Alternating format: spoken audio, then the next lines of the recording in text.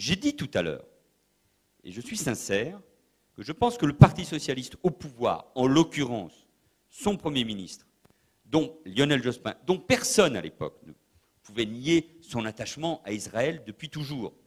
Merde, quand même!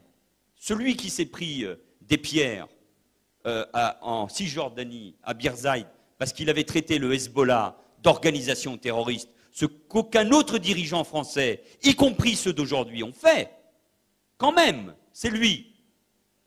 Mais j'ai toujours dit que et Jospin et Vaillant n'avaient pas pris suffisamment conscience de la réalité qu'était en train de subir la communauté juive dans toutes ces périodes. Moi, j'étais maire déjà, et je me rappelle avoir, un samedi matin, accompagné les membres de la communauté juive qui se rendaient à la synagogue d'Évry pendant tout le parcours, parce que dans 2 quartiers, ils recevaient des pierres de la part de gamins. Donc cette réalité, je la palpe, bien évidemment. C'est une réalité. Roland Dumas est un sale bonhomme. Regardez ce qu'il fait, pas uniquement par rapport ou ce qu'il dit par rapport à Israël. Le déplacement en Côte d'Ivoire avec Vergès, c'était évidemment insupportable. Il a été le ministre de François Mitterrand. Qui peut nier ici, je ne suis pas un mitterrandiste, mais que François Mitterrand a eu, vis-à-vis d'Israël, les gestes nécessaires. Il a succédé à un président de la République de droite qui regardait Israël depuis la Jordanie avec des jumelles. Donc la gauche, de ce point de vue-là, cher monsieur, n'a pas non plus de leçons à recevoir. Enfin, info. Oui, et ça a été déshonorant. Et j'ai été avec Pierre Moscovici et d'autres, en 1994, l'un de ceux tout jeunes, ça a été mes premières apparitions médiatiques, qui ont dit la honte, non pas du parcours de Mitterrand pendant la période de 1940 à 1945, parcours sans doute chaotique, mais qui ressemblait à celui de beaucoup de Français. Il a été aussi résistant, mais c'est la honte de cette relation avec Bousquet, bien évidemment. Bien évidemment. Bien évidemment. Et quand vous en parlez avec Badinter et Jacques Attali, ils ont du mal à vous répondre à cela. Alors qu'ils se sont retrouvés, succédant ou précédant un rendez-vous de Mitterrand avec Bousquet.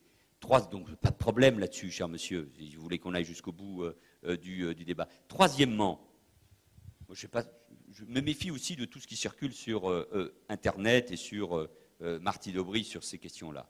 Mais, franchement, le même Nicolas Sarkozy, que beaucoup d'entre vous ont plébiscité en 2007, considérant que c'était le seul ami d'Israël et le protecteur de la communauté juive dans notre pays, c'est le même qui a passé un accord pour créer les conditions de l'islam de France avec l'UOIF.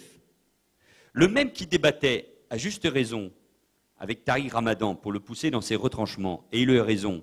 À gauche, il y en a eu un seul qui a débattu avec Tariq Ramadan. C'est moi. Il est venu à Évry, remplir toute la mosquée d'Évry, pour tenir des propos me concernant. Ça ne m'a pas empêché de faire 70% au premier tour des municipales. Comme quoi, il faut être relativement tranquille par rapport à ces questions-là.